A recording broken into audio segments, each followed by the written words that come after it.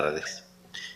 Agradezco mucho esta presentación tan generosa, desde luego, y les agradezco mucho a todos ustedes su hospitalidad. Llevo poco rato en Monterrey, pero ya me siento, bueno, como decimos en Chile, como en mi casa. Así que se los agradezco. Yo voy a hacer con ustedes una reflexión bastante libre, no demasiado académica, sobre mi experiencia como escritor de allá, de Chile, y después de la lengua. Y voy a tratar quizá de darles una impresión de lo que ha sido para mí el trabajo, la dificultad y también la gran pasión de ser escritor en este tiempo. Cuando yo era un niño y un adolescente en Chile, se decía lo siguiente, se decía que Chile era un país de historiadores y de gente de poca imaginación, y que era bastante difícil que saliera del mundo chileno un creador de artefactos fantásticos o imaginarios, digamos, como son las novelas o los grandes poemas. E incluso les puedo contar, cosa que a veces cuento, y que es un poco cómica, pero tiene un lado patético, que cuando yo comencé a escribir, y cuando comencé a escribir en forma excesiva y a leer literatura, mis padres se alarmaron un poco, porque ellos me tenían destinado a hacer otras cosas, ¿no? E incluso me llevaron al médico de la familia. Y el médico de la familia me dijo, mira, si en Chile no se puede ser escritor, porque en Chile no tenemos vocabulario. El vocabulario existe en Centroamérica, me dijo, en el Caribe, en esos lugares, con gente como Rubén Darío, pero en Chile no tenemos vocabulario. Yo creo que tú debes dedicarte a estudiar tus cosas y hacer un poco de deporte para que estas ideas raras se te quiten de la cabeza. Así que esa fue una de mis primeras experiencias en relación con la literatura. El país de historiadores. Se decía, incluso se elaboraban teorías muy frecuentemente en la prensa y en ensayos históricos. Se decía, los chilenos son casi todos de origen castellano-vasco, y los castellanos vascos son gente sin imaginación. No sé de dónde salía esta teoría, pero así era. Lo que ocurre es extraño, porque de repente se empezó a conocer en Chile la obra de los grandes poetas chilenos, que ya estaban vivos y estaban en lo mejor de su producción cuando yo era un niño. Y entonces se conoció la obra de Vicente Huidobro, sobre todo Altazor en esos años. Se empezó a hablar mucho de la obra de Neruda, que ya en los años 40 era un poeta bastante importante, digamos. Se empezó a hablar de esta extraña poeta solitaria y siempre en los márgenes de la vida chilena y siempre ausente, que era Gabriela Mistral. Y de repente se empezó a decir que Chile ya no era un país de historiadores y que era un país de poetas, lo cual también me complicó enormemente las cosas, ¿no? Porque yo quería ser prosista, quería ser cuentista y novelista. Yo les quiero decir lo siguiente como para definir el horizonte literario de mis años de adolescencia y de juventud. Yo sentía que en Chile se hacía una prosa narrativa que se llamaba criollista, que en cierto modo era una prosa narrativa del mundo de la naturaleza. Y en cierto modo era una prosa del mundo del primer día de la creación. Se describían los árboles, los pájaros, las montañas, y enseguida el hombre muy cercano a la naturaleza, casi sin historia. el campesino, el guaso, el indio, digamos, pero siempre vistos como seres que formaban parte del paisaje y que no tenían historia. Y enseguida la gran poesía hablaba, por ejemplo, de la gran naturaleza. Yo recordaba siempre un poema de Neruda que comenzaba así: antes de la peluca y la casaca fueron los ríos, ríos arteriales, etc. Es decir, el hombre de letras chileno se colocaba frente a la naturaleza y en cierto modo de espaldas o a un lado o a un costado de la historia. Sin embargo, leyendo más, yo me empecé a encontrar con esa poesía del Neruda de Residencia en la Tierra, por ejemplo, del Neruda del Extremo Oriente, que después regresó sobre todo a Santiago y a Buenos Aires, en la época de escritura de esa poesía. Y en esa poesía había una gran visión, a veces sombría y angustiada, del mundo natural, pero también había, curiosamente, una visión muy particular de la historia. Por ejemplo, había una visión de la ciudad.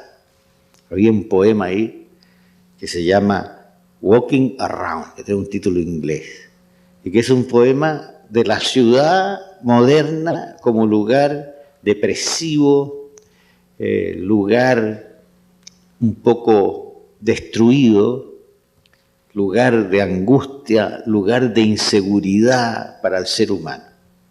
Una ciudad con personajes, en cierto modo, desterrados, que pululan por la ciudad, walking around, caminan alrededor de las cosas, pero sin lograr una identificación o una simpatía por las cosas. Habla de las peluquerías, de los cines, habla de tiendas de ortopedia, habla de lugares medio siniestros, digamos, en forma muy insistente. Bueno, yo como joven escritor comencé escribiendo poesía, pero yo siempre sentí que mi trabajo como poeta era insatisfactorio, que yo no conseguía dar una nota personal, original en la poesía. Yo tenía, creo que, buen oído, y entonces leía un poema y escribía un poema a la manera del poeta que había leído. Yo leía un poema de Neruda y escribí una poesía nerudiana. Y mis amigos la encontraban muy buena porque no conocían tanto a Neruda como yo, pero yo la encontraba muy mala, ¿eh? Y estaba siempre insatisfecho con ese tipo de escritura. Y entonces, enseguida yo sentía, yo no puedo escribir como los escritores que me han precedido en Chile, porque yo vivía en el centro de la ciudad de Santiago y había nacido en un caserón viejo en el centro de la ciudad de Santiago. Y me movía entre esa casa, las casas de algunos amigos, el mundo del Santiago del centro sobre todo, y el colegio de los jesuitas que queda como a 5 calles de mi casa, 5 o 6 calles de mi casa. Y vivía en ese mundo, vivía inmerso en ese mundo, y de repente entonces empecé a descubrir con una sensibilidad particular esos poemas que hablaban de la ciudad. Y entonces descubrí, por ejemplo, no solo poemas chilenos y latinoamericanos, descubrí poemas de César Vallejo sobre el mundo de la ciudad. Pero después descubrí en una traducción que se publicó en una revista chilena al poeta inglés T.S. Eliot, que escribía sobre una especie de Londres fantasmagórico, ¿no? Y después eso me remitió a leer poemas, por ejemplo, de Baudelaire, del francés, que daban una visión del París del siglo XIX, una visión bastante particular, un poco negra, nostálgica, con espacios urbanos extraordinarios. Y pasé entonces de escribir poesía a lo siguiente. Yo tenía bastante conciencia de que el mundo en que yo me movía era un mundo lleno de historias. de cosas que se contaban. Es decir, era un mundo en que había una memoria más o menos colectiva, diversa y rica de historias. Mi abuela contaba historias, mi abuelo contaba historias, mi madre contaba historias, pero también llegaba un hombrecito a la parte de atrás de la casa a vender, por ejemplo, lo que se llama en Chile un chanchito lechón, un cerdo nuevo, y ese personaje contaba fantásticas historias. Y después había un hombre que iba a encerar, que se llamaba Ramoncito. Siempre se le decía Ramoncito. Y Ramoncito también contaba historias. Ramoncito también contaba fantásticas historias. Y después yo llegaba al colegio y mis compañeros de colegio contaban historias de sus hermanas, de sus primas, de los curas, de los castigos de los curas, de los abuelos, qué sé yo. Y la gente de la generación de mis abuelos, que yo escuchaba siempre con gran fascinación, a mí mi experiencia de niña era que siempre me estaban echando porque yo me estaba metiendo a escuchar las historias de la gente mayor. Y una experiencia de sufrimiento porque me echaban, digamos, porque habían historias que no se podían escuchar, que los niños no debían escuchar, ¿no? Entonces era una experiencia continua de censura, ¿no? Y de expulsión, pero yo siempre estaba entrando de nuevo a escuchar historias. Entonces había historias, por ejemplo, de la Guerra Civil de 1891. Maravillosas historias a veces, fantásticas historias. Yo tendría que tener unos 300 años por delante para escribir todas las novelas que pueden salir de esas historias. Yo siempre he sentido que lo malo y lo bueno de la literatura es que uno nunca va a alcanzar a escribir todo lo que se puede escribir. Nunca se va a jubilar, pero nunca va a alcanzar. Bueno, en esa forma yo de repente empecé a escribir pequeños textos en prosa, eran como viñetas, que eran ficcionalizaciones de historias que yo había escuchado. Y entonces hago la siguiente reflexión.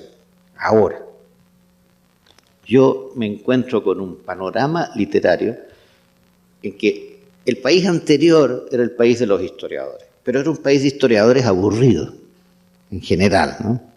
Historiadores llenos de datos, muy áridos en su escritura y qué sé yo. Y después, en una segunda capa, me encuentro con el país de los poetas, de la gente de la gran fantasía verbal, pero de una fantasía verbal, digamos, que se aplica más bien a lo que se podría llamar el primer día de la creación. Los ríos arteriales, los volcanes, el mar, etcétera, etcétera.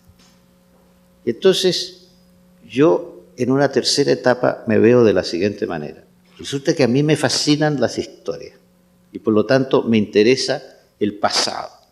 Y en este mundo en que todo aspira a ser nuevo, me interesa lo viejo. Y en los cuentos que yo escribo, ¿qué hago? En mis primeros cuentos. Son todos cuentos en que un niño mira el mundo de los viejos, de los mayores.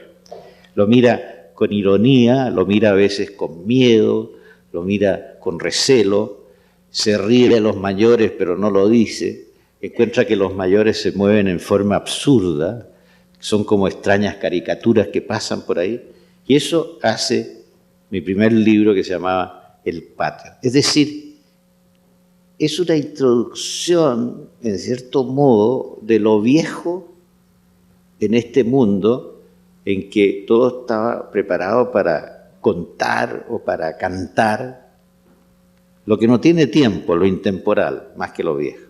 En que no había una presencia de la historia literaria, en que había esa vieja historia de los historiadores, pero no había una visión histórica en la literatura. Y esto fue captado por la crítica en ese tiempo, y algunos críticos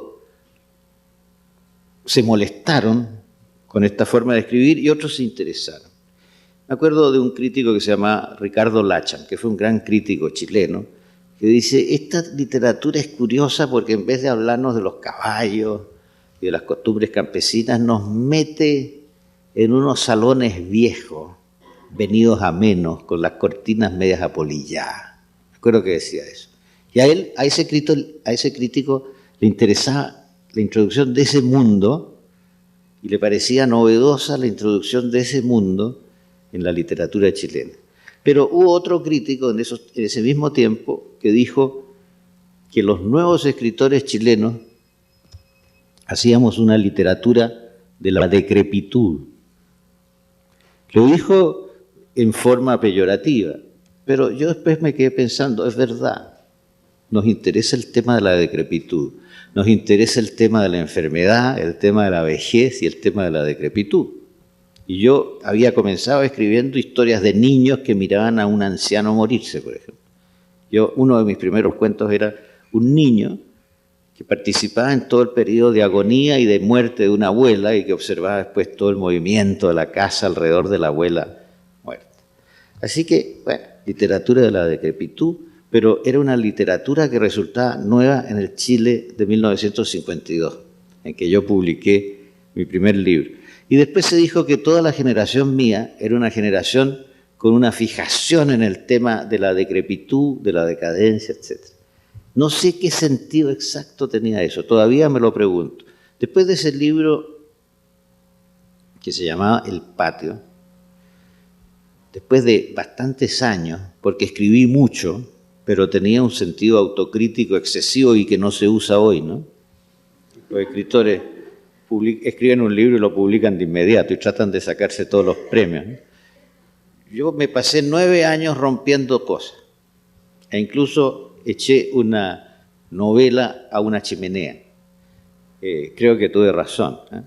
Era una novela faulkneriana, basada en ese estilo contagioso de William Faulkner, ¿no? Entonces yo se la leí a unos amigos y unas amigas, me pareció que su reacción no era demasiado entusiasta y sobre todo cuando la leía yo iba encontrando todos los defectos del texto, así que le eché a una chimenea.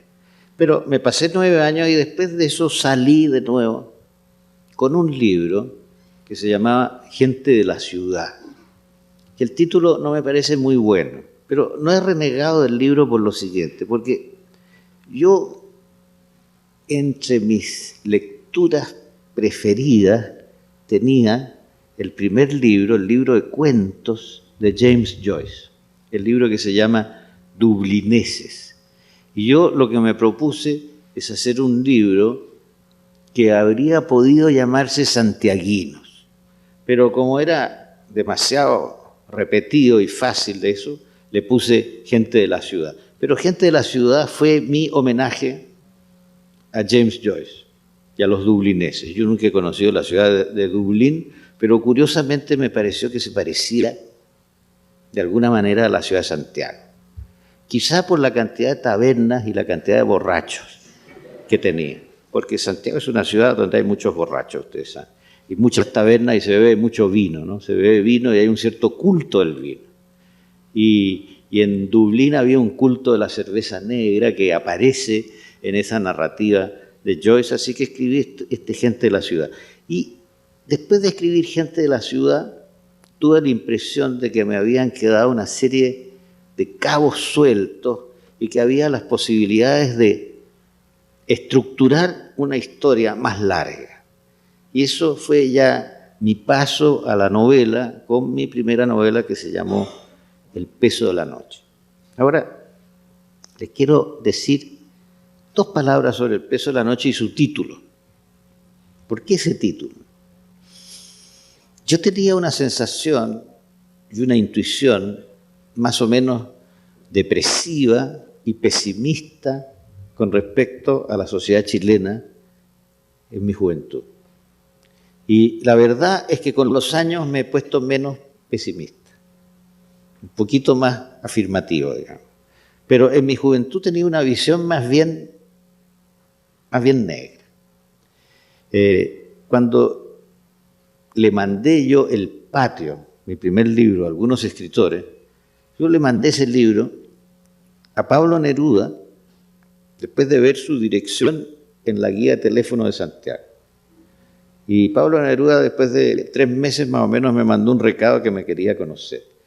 Se lo mandé, fíjense ustedes qué contradicción, ¿no? Se lo mandé también a Jorge Luis Borges, porque yo era uno de los 30 lectores de Borges que había en el Santiago de 1950. Santiago de 1950, eran como 30. Se lo mandé a Jorge Luis Borges a la revista Sur. Y se lo mandé a Gabriela Mistral, que era cónsul de Chile en Nápoles.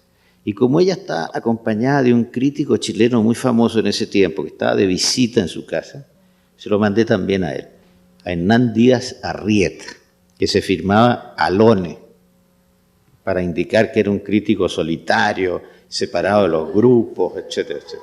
Y era un gran personaje. Alone era un notable personaje de la vida chilena. Y Alone escribió una crónica en que decía lo siguiente: yo llego de la calle y me encuentro a la dueña de casa con un librito en la falda y con una cara muy larga. Y le pregunto a Gabriela que es muy malo el libro. Y Gabriela me dice, no, es muy bueno, y es por eso que me tiene preocupada. ¿Y por qué? Porque este joven tiene una visión muy pesimista de la vida. Y me da la impresión de que su generación es una generación pesimista, una generación muy crítica del momento, de la sociedad, etc. Así que cuando yo escribo El peso de la noche, yo todavía tengo esa visión muy crítica, un poco corrosiva, también un poco irónica, eso siempre me lo dicen, y yo creo que se transmite de alguna manera a ese texto. ¿Y por qué le pongo El peso de la noche? Porque soy un aficionado, he sido siempre un aficionado a leer no solo grandes novelas y grandes poemas, sino a veces leo crónicas, leo memorias, leo textos raros, ¿no? Textos curiosos, ¿no? Y yo me había leído unas cartas de uno de los primeros políticos del siglo XIX chileno, que es considerado como un fundador de la República Conservadora Chilena del XIX, que se llamaba Diego Portales. Gran personaje político, muy invocado por los conservadores en Chile, pero yo creo que equivocadamente. Incluso, en cierto modo, fue invocado por el general Pinochet recientemente, cosa de la cual no es culpable naturalmente Diego Portales, que se murió en 1800 y tanto. Bueno, Diego Portales tenía una idea conservadora del poder político, pero tenía una idea muy negativa de la clase dirigente chilena. Y en una carta a un amigo le dice, el orden social en Chile se mantiene por el peso de la noche.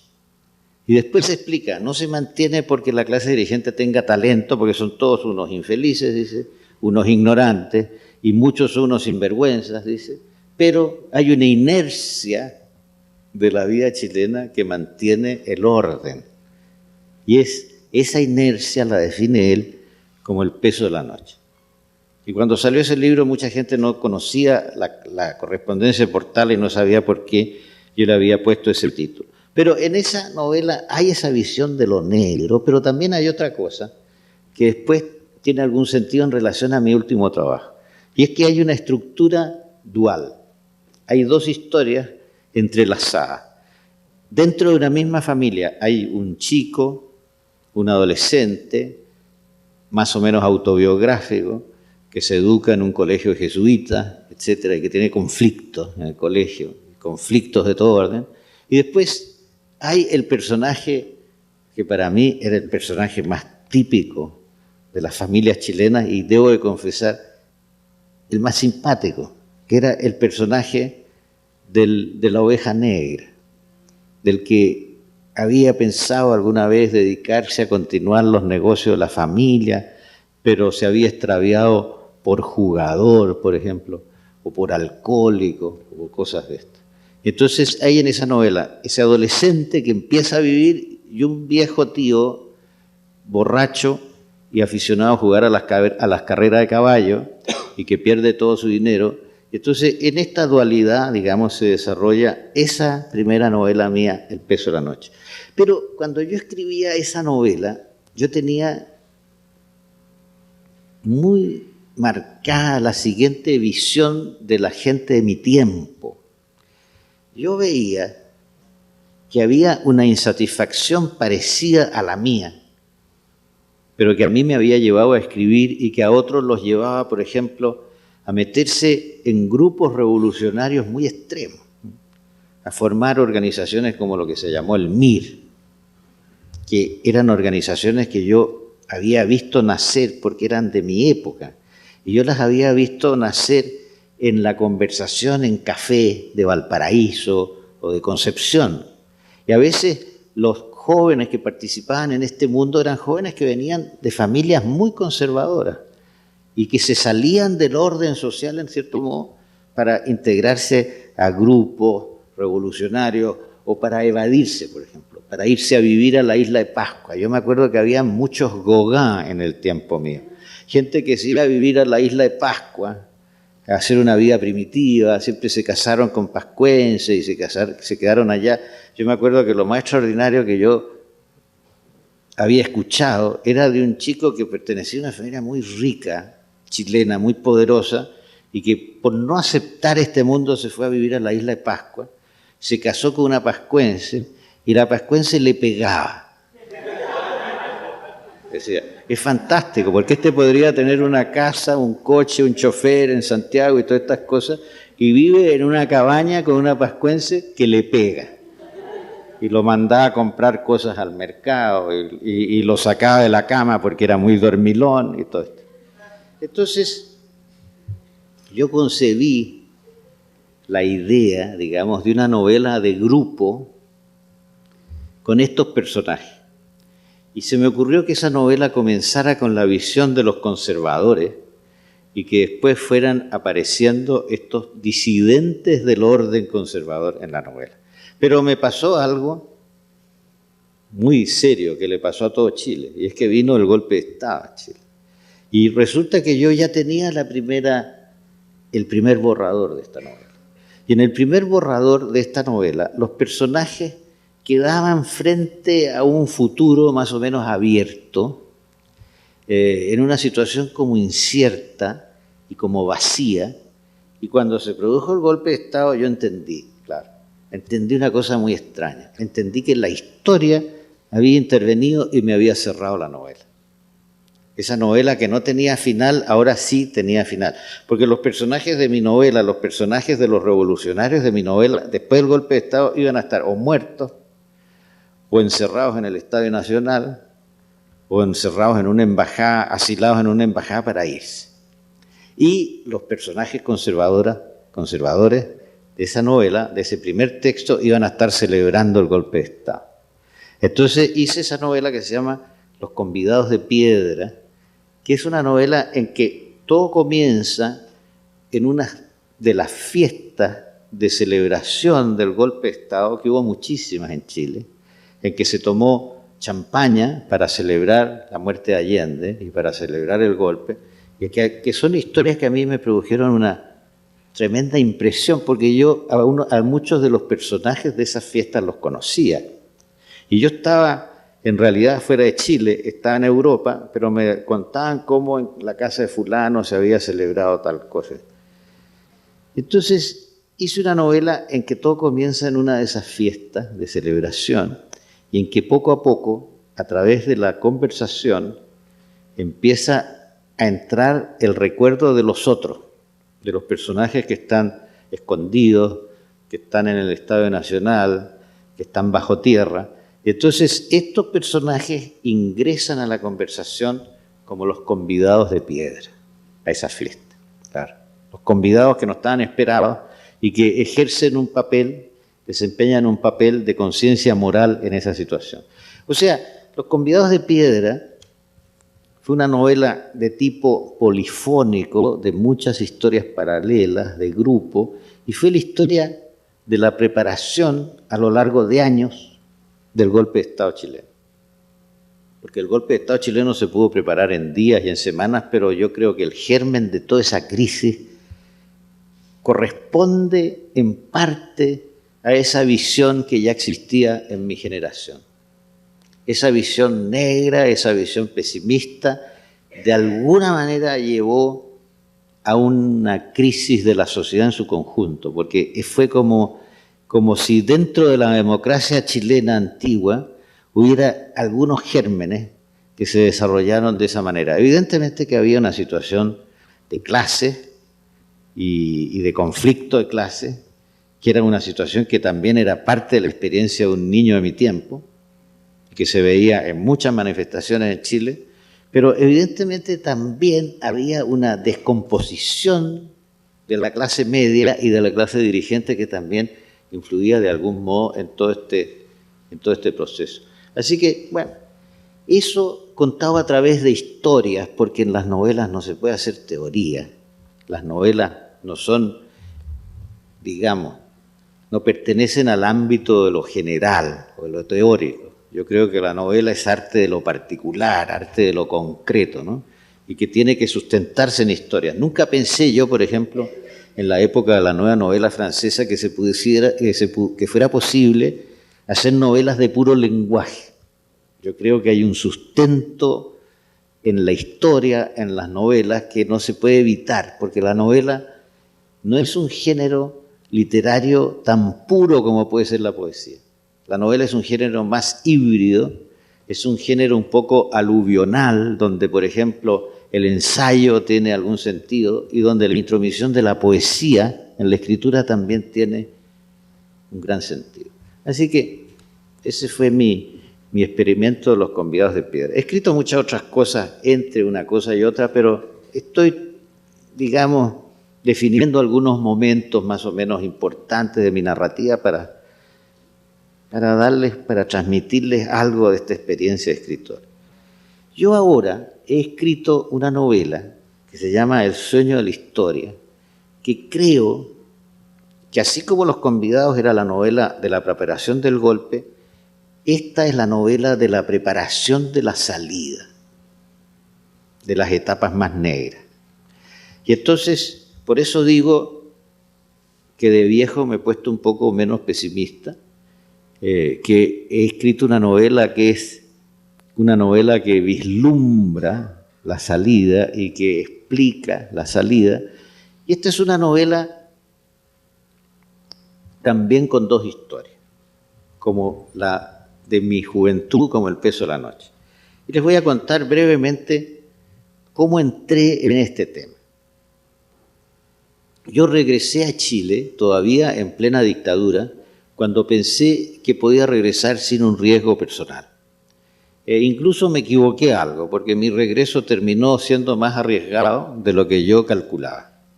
Pero en fin, regresé en diciembre del año 78 a Chile, y en el año 79 me encontré con un tema. ¿Y por qué me encontré con un tema? Porque regresé después de muchos años. Y entonces yo había salido de un Chile que era el Chile de mi juventud, que yo miraba con cierto pesimismo, pero que era un país más o menos libre, bastante alegre, con mucho sentido del humor, con una buena convivencia entre la gente. Incluso la extrema izquierda a veces se encontraba con gente de derecha y se tomaban una copa, digamos, ese tipo de mundo de convivencia. País más o menos juerguista, farrero, decíamos en Chile, donde el vino tenía una importancia, este país de borrachos que yo decía, ¿no? Y regresé a un país en que me llamaron la atención de entrada algunas cosas. Por ejemplo, el tono de silencio, que los chilenos hablaban en voz baja y no se reían. Es decir, que había un miedo dominante. Yo me acuerdo que entré al metro de Santiago y me pareció fantástica la calidad casi de silencio que dominaba en el metro. La gente hablaba con mucho cuidado y hablaba poco, y más bien se sentía el ruido de las máquinas, digamos, dentro del metro. Entonces, esa fue mi primera visión concreta de cosas. Pero después yo sentí que yo quería saber más de mi propio país. Yo llegaba con una especie de enorme curiosidad por el país. Yo llegaba ya como un extranjero, hasta cierto punto. Me encontraba con otro país y empecé a buscar cosas. Empecé a descubrir olores, sabores, comidas, tonos de voz, chilenismos, personas, perros y gatos también, y gallinas, y animales y pájaros, ¿no? Y empecé a recuperar historias chilenas. Y me encontré de repente con la siguiente historia. Les voy a contar incluso por qué, porque tiene un lado cómico el asunto. Me llamaron de la Academia Chilena de la Lengua. Me llamó un amigo viejo que se llama Carlos Ruiz Tagle, a quien siempre conocíamos como el Charlete Ruiz Tagle. Me llamó el Charlete Ruiz Tagle, que era un personaje muy simpático, con un gran sentido del humor, muy humano y muy buena persona. Y el Charlete me dice que me quieren hacer miembro de la Academia de la Historia. Yo le dije, hombre, pero mira, esta debe ser la Academia de Pinochet, yo no me quiero meter en eso ni por nada. Me dijo, mira, estás equivocado, porque es la única institución chilena, me dijo, donde hoy día hay elecciones libres. Y me dijo, y la prueba es que te queremos elegir a ti y queremos elegir a Francisco Coloane, que es un viejo escritor de la izquierda chilena, antiguo y todo eso. Muy buen escritor, por lo menos. Bueno, si es así, terminé por aceptar. Y me puse a leer la historia de el trabajo de mi predecesor en el asiento mío de la academia, porque tenía que hacerle un homenaje a él en el discurso de incorporación. Y mi predecesor era un historiador que se podría llamar un historiador de la vida menor o de la vida privada. Cosa muy curiosa, porque yo siempre sentía que el novelista en cierto modo está cerca de la historia menor y de la historia privada. Y Balzac describió al novelista como el historiador privado de las naciones, en un libro que se llama Esplendores y miserias de las cortesanas, un precioso libro. Bueno, entonces me puse a leer a mi predecesor, y mi predecesor, Eugenio Pereira Salas, tenía una historia de la cocina en la colonia chilena, y tenía una historia del teatro en los comienzos de la República, y tiene una historia del arte en la colonia, en que hay un largo capítulo sobre un arquitecto que se llamaba Joaquín Toesca y Ricci, romano, y la madre de él era de Siena. Y este hombre, nacido alrededor del 750, de 1750, poquito antes parece, pero la fecha es un poco incierta. Este hombre fue contratado por el obispo de Santiago para terminar los trabajos de la Catedral de Santiago. Llegó a Santiago en 1780.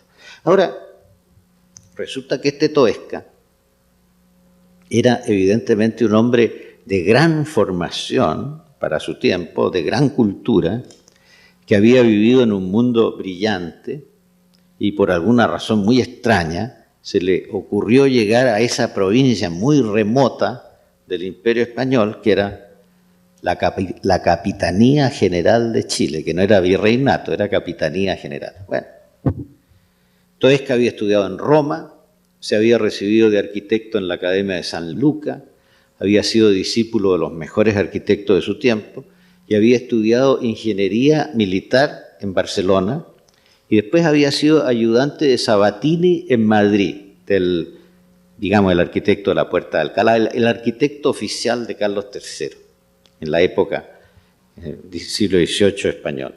Y de ahí parte a Chile, es decir, a una ciudad de adobe, de paja, de barro, que cada cierto tiempo es absolutamente arrasada por las inundaciones del río Mapocho, por los terremotos, por cataclismos de toda clase, a una ciudad donde impera una beatería, digamos, profunda, porque es una ciudad que era conocida como la ciudad de los conventos. Se calcula que en esa pequeña ciudad de Santiago había como 200 conventos. Entra en un mundo eclesiástico, porque está contratado por el obispo, pero este italiano se enamora locamente de una muy joven chilena, que se llamaba, según todas las crónicas que nunca dejan de usar el diminutivo, se llamaba Manuelita Fernández de Rebolledo, y que tenía entre 16 y 17 años cuando él la conoce. Él ya estaba cerca de los 40, era un anciano para la época, felizmente no para esta época, ¿no? Pero para la época era un hombre muy mayor y se enamora de esta chica. Todos los testimonios sobre la Manuelita, que siempre las crónicas usan el artículo y el diminutivo, todos los testimonios sobre la Manuelita indicaban que era una mujer simpatiquísima y tremendamente atractiva. A mí me habría encantado conocerla. La Manuelita, por ejemplo, según una de las crónicas, dice, tenía el genio vivo, con B larga, con B alta, genio vivo. Después, otra crónica, son crónicas históricas, digamos, que el personaje es totalmente histórico. Otra crónica explica que el obispo de Santiago, estaba muy preocupado porque Toesca, en su desesperación con esta mujer, que se casó con ella y que ella le puso unos cuernos bastante importantes, digamos, en su desesperación la encerraba en conventos y que la Manuelita estaba encerrada en el convento de las Agustinas de Santiago y que hacía reírse en la misa a las reclusas y había creado en el convento un ambiente de juerga, de fiesta, donde se tocaba la guitarra y se cantaba y todas las monjitas y las novicias sobre todo estaban muy felices. Y entonces el obispo la cambió, esto es totalmente histórico, la cambió a un convento más estricto que era el convento de las monjas claras, donde le cortaron el pelo a la Manuelita y le pusieron cilicios. Entonces, bueno, esta historia a mí me pareció atractiva y empecé a seguirla. Me encontré con diversos procesos que se llevaron ante la Real Audiencia de Santiago y ante el obispado relacionados con la pareja.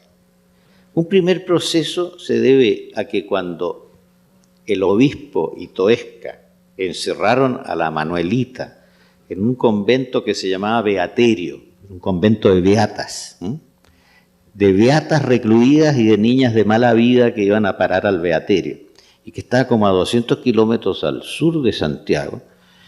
La mamá, la madre de Manuelita, le hizo un proceso por detención ilegal al obispo.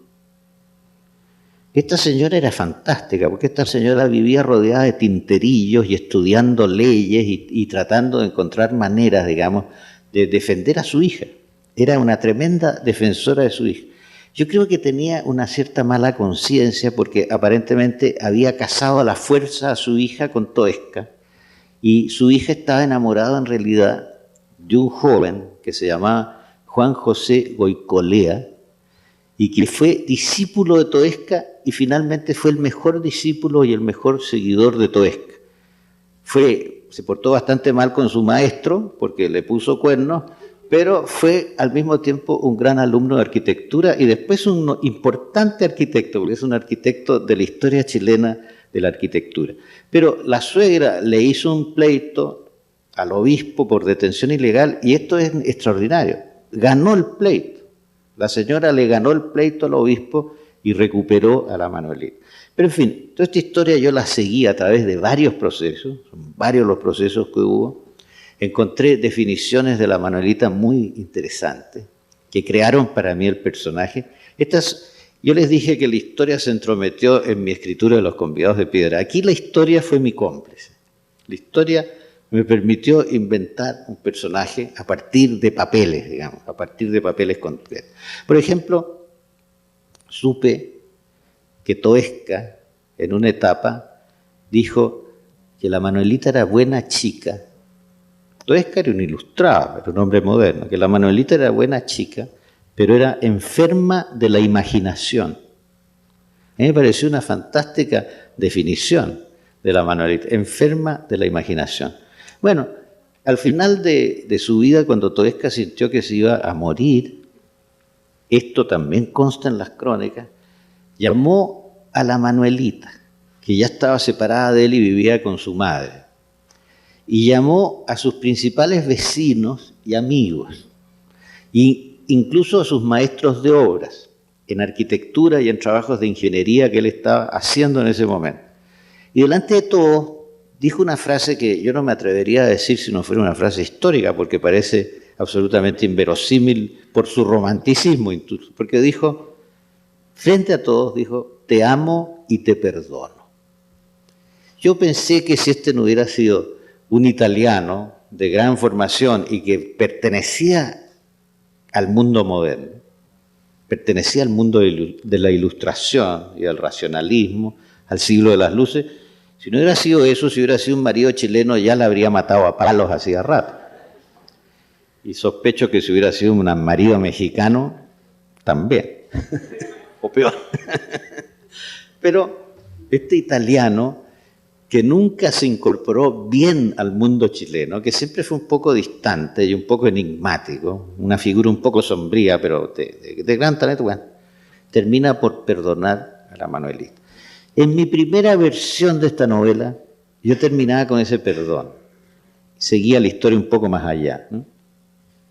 Pero en una segunda versión yo pensé que este narrador, un poco autobiográfico, que era yo, en cierto modo, y no era yo, como siempre ocurre en un trabajo de novelista, que este narrador era un personaje a quien también le pasaban cosas mientras buscaba estos papeles y contaba estas historias o anotaba estas historias, y que le pasaban cosas que tenían que ver con el Chile de la dictadura.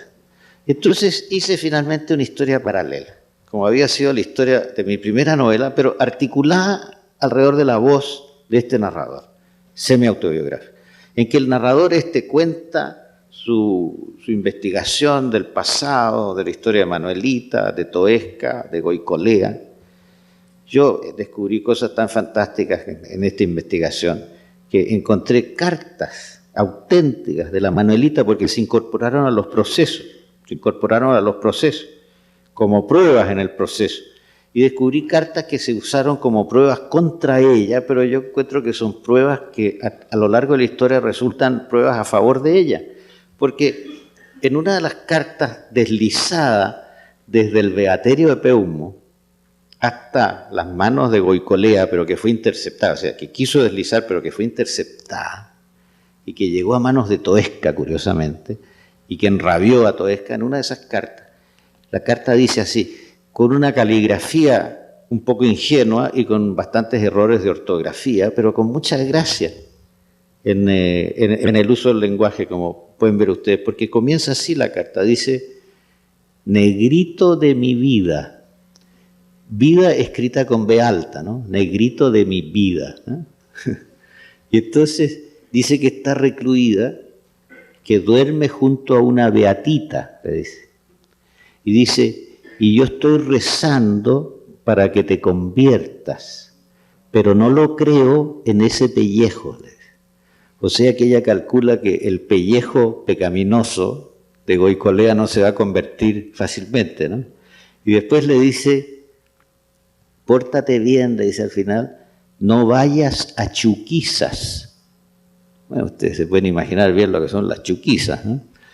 No vayas a chuquizas. Y al final le dice, la que te quiere, la Fernández. Siempre firma la Fernández. No dice Manuelita, sino que crea un personaje de sí misma. Es decir, es una persona de talento creativo natural, la Manuelita, de talento instintivo. Es una luchadora por su libertad. Ella y la suegra, ella y su madre. Porque los procesos siempre son para obtener la liberación, la salida del convento.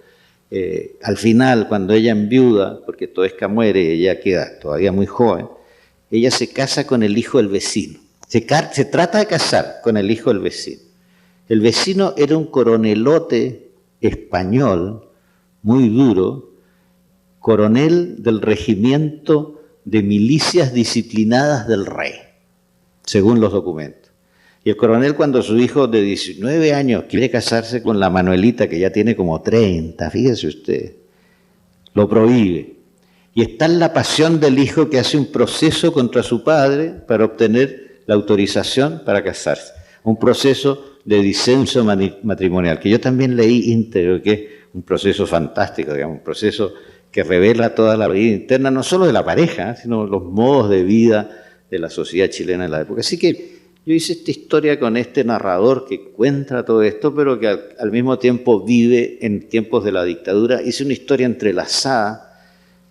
He descubierto al final que hice la historia de dos reconciliaciones, porque mi narrador está divorciado, su exmujer es una especie de apasionada militante de la izquierda chilena, que es un tipo de personaje que conozco muy bien, la mujer apasionada, casi una pasionaria, ¿no? Una pasionaria española. Y termina toda esa historia contemporánea, y no tiene nada que ver con mi autobiografía, eso les aseguro. Y termina esta historia con una reconciliación del narrador con su mujer. Cuando el narrador se reconcilia con la mujer, el narrador que está detrás, porque para hablar de un narrador como personaje tiene que haber otro narrador, claro, un metanarrador. Ese narrador que está detrás dice, bueno, ahí el narrador enamorado, de nuevo, se convirtió en personaje, y cuando el narrador de esta historia se convierte en personaje, se termina la novela.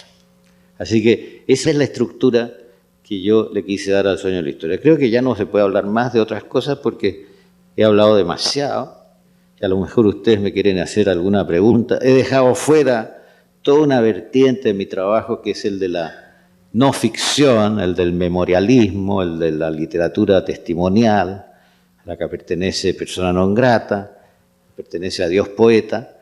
Yo no le tengo demasiada simpatía a Persona non grata porque durante años la gente me veía a mí como el autor de ese libro único. Y llegaban personas cuando yo había escrito 15 libros y me decían, me gustó mucho tu libro. Y yo siempre preguntaba, ¿cuál?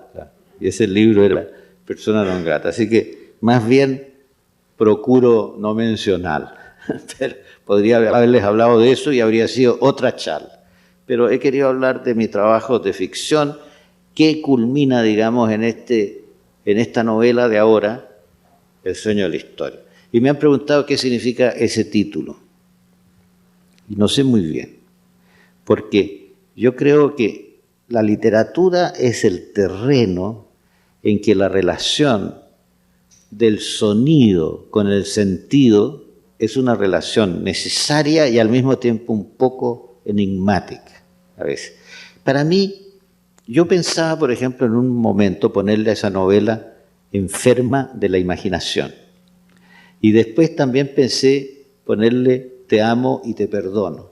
Pero llegué a la conclusión de que eso no englobaba el conjunto de la novela.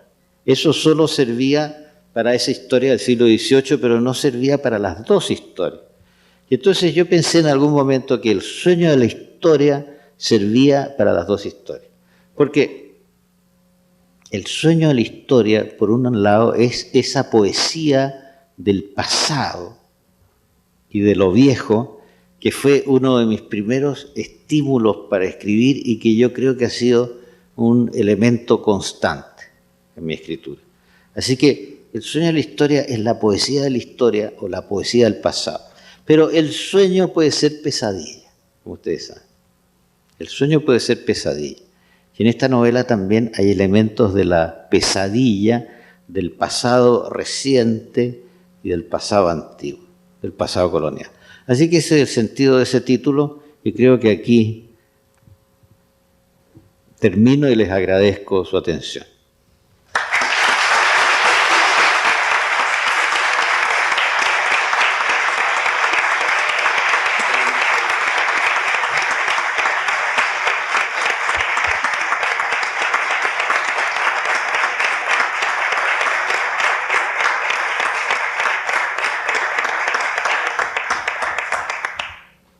Bueno, pues muchas gracias. Hemos recibido muchas preguntas de todos los campus. Vamos a empezar con una del campus Estado de México. Y posteriormente me gustaría, si alguien tuviera alguna pregunta, la hiciéramos aquí de manera verbal. Bueno, empezamos con una del campus Estado de México, de Roberto Domínguez. La ficción siempre ha fascinado a los historiadores. ¿Cree usted que la historia de Manuelita Hernández es un pretexto para hablar del presente, de la historia a las pasiones, de las ideas que trascienden las épocas? A ver, repítame la primera. Ya. La ficción siempre ha fascinado a los historiadores. Bueno, yo creo que la historia es ficción también. Es decir, el pasado es caótico. Y cuando nos proponemos contar algo del pasado, tenemos que introducir un orden, tenemos que introducir una coherencia, lo hacemos con un punto de vista personal. Es imposible contar una historia sin un punto de vista. Yo creo que la primera invención, tanto de un historiador como de un novelista, es ese tono narrativo con que se va a contar toda la historia, así que la historia es ficción. Ahora, que la Manuelita Fernández es un pretexto para hablar del presente. Es un pretexto para hablar del presente, pero es un pretexto para hablar de la Manuelita Fernández. Porque a mí me gusta mucho la Manuelita Fernández como persona del pasado y me encantaría encontrarme con una Manuelita en el presente también. Y yo encuentro que esa Manuelita Fernández del pasado también existe ahora y existen muchas. Y creo que he conocido alguna, pero quizá no tan completa y tan decidida. ¿Alguna pregunta a los que nos quedan?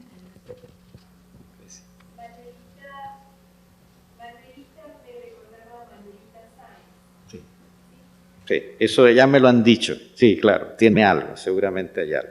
Pero hay un viejo personaje en Chile que a mí no me produce tanta simpatía, en realidad, como Manuelita, que es la famosa Catalina de los Ríos y Lisperguer. Esta es una mujer del siglo XVI chileno que fue llamada siempre la Quintrala.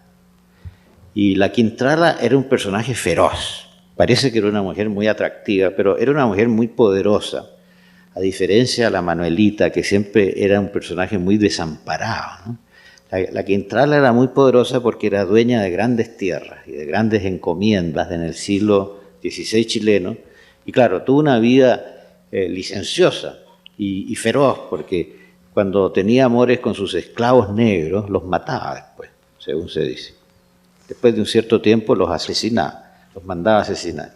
Así que se ha dicho alguna vez que la Manuelita era la pequeña Quintrala de Joaquín Toesca. Y hay un texto con ese título, porque hay 2 o 3 estudios importantes además sobre el caso de la Manuelita y Toesca. Pero a mí me parece que la Manuelita es tierna y es simpática. Por ejemplo, hay mucho detalle en las crónicas sobre ella que indican que le gustaban mucho los perritos y los gatitos, y que era muy tierna con los animales y con los niños. En cambio, la Quintrala no, la Quintrala es una expresión de algo negro que había en el mundo colonial. Así que, pero claro, la Manuelita sabe, sí, tiene mucho. ¿Alguna otra pregunta?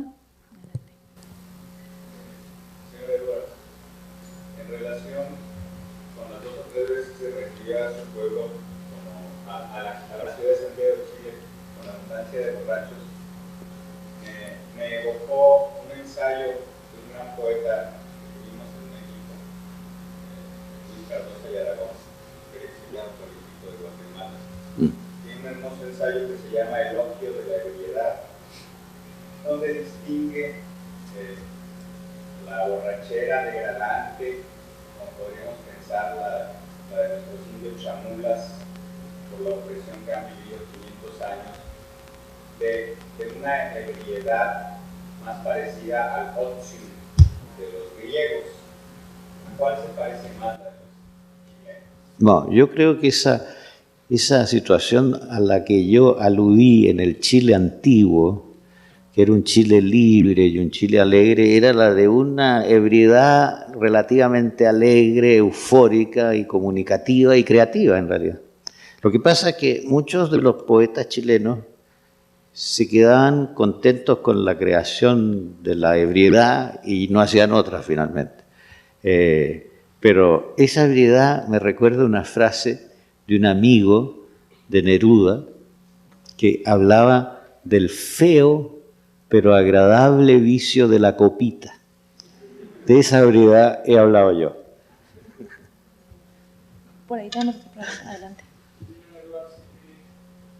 Últimamente nos han visitado personas de Chile y han mencionado que de cierta forma hay un paralelismo, hay algo que une a México y Chile. Y Chile yo siempre lo he considerado un país de vanguardia, un país de vanguardia latinoamericana.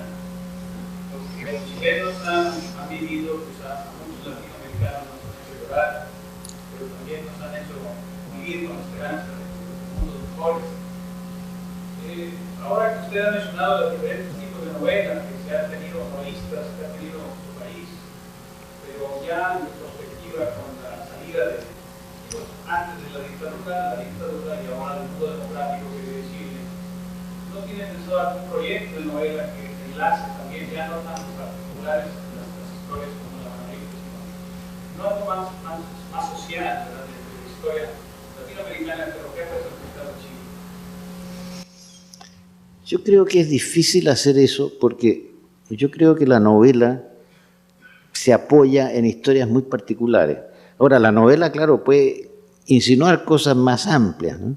Y es posible que en mi trabajo futuro yo trate de nuevo de enlazar la historia chilena pasada con el presente con otro punto de vista, porque en los convidados yo tuve un punto de vista que era el de los anuncios de la crisis en general, ¿no?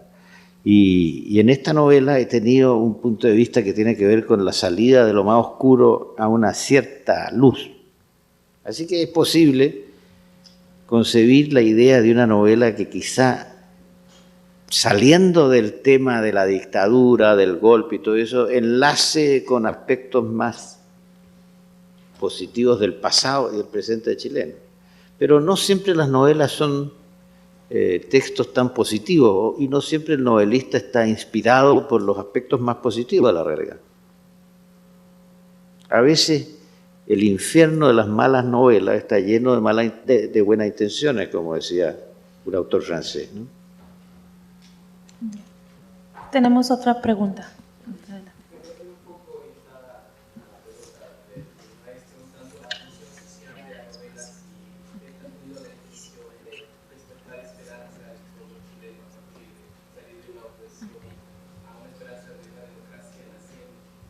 Sí. No, a mí no me parece que ese sea, digamos, el objetivo evidente de una novela. El objetivo primero de una novela yo creo que es contar una historia. Yo creo que el novelista se propone contar una historia, pero el novelista no sabe todo. Y yo creo que lo esencial de este narrador de esta novela es que es un narrador muy conjetural. No es ese narrador histórico que lo sabe todo y que se siente y cuenta, ¿no? Sino que es un novelista, es un narrador que duda, que está examinando a lo largo del desarrollo de la novela, está examinando ese caso. Y entonces yo creo que estos elementos de incertidumbre en la narrativa son los que en cierto modo permiten que la narrativa se dirija a la conciencia de las personas. Porque si uno se presenta en una forma más o menos solemne y segura, dando una visión positiva de las cosas, digamos, no creo que uno logre convencer como novelista. A lo mejor convence como otra cosa, ¿eh? Como apóstol, como profeta, como teórico. Pero para que la novela llegue al espíritu de las personas, al corazón de la gente, a la sensibilidad de la gente, yo creo que hay que hacer una novela menos segura de sus objetivos extraliterarios, digamos. Segura de sus objetivos literarios, pero no de sus objetivos extraliterarios. Okay. Aquí tenemos otra pregunta del campo Ciudad de México. Parece un regreso por la novela histórica en los novelistas latinoamericanos, Fuentes y Vargas Llosa, por ejemplo. ¿Por qué esa nostalgia por recuperar el pasado a través de estas historias particulares? Bueno, siempre una novela es histórica. Siempre una novela es histórica.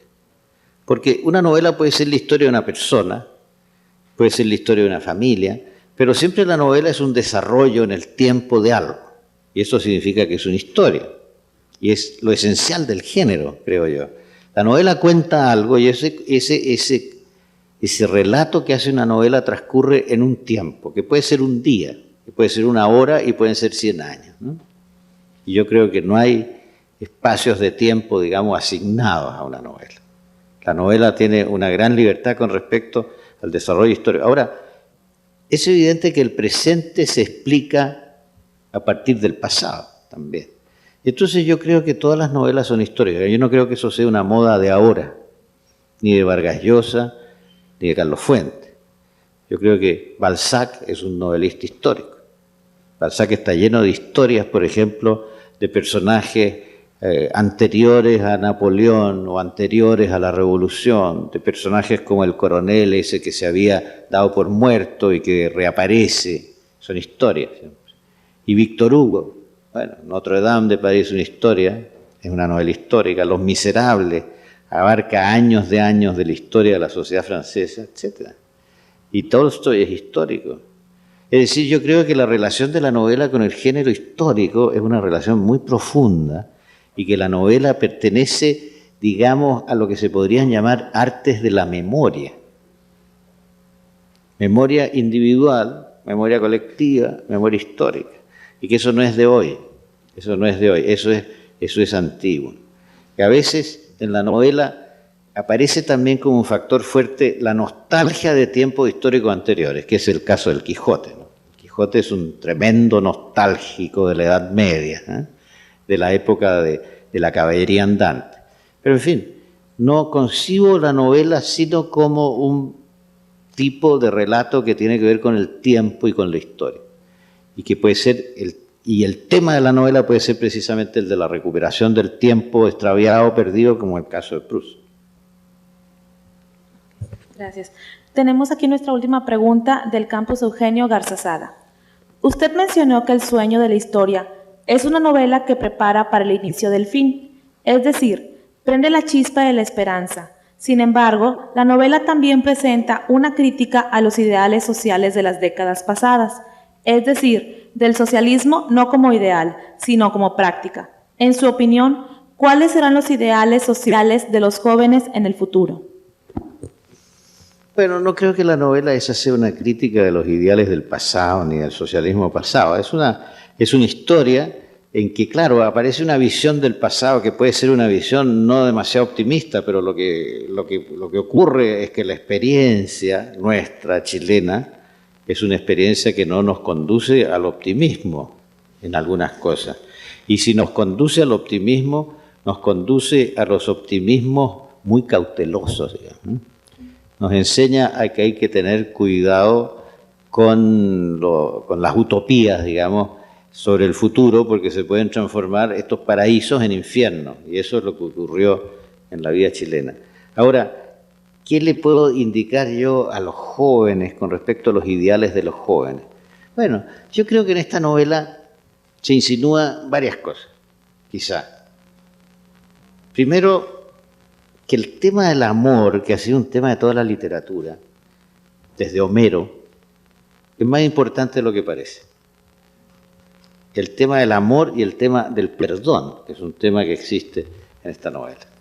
O sea, digamos, a la vejez viruela, ¿no? En la vejez yo he escrito una novela de amor, porque antes escribía novelas más escépticas con respecto al amor. Eso es un punto. Enseguida, que la idea de la libertad es esencial, es importante, porque hay una lucha por la libertad en la Manuelita y por la libertad femenina, y hay una lucha por la libertad en los personajes del presente histórico.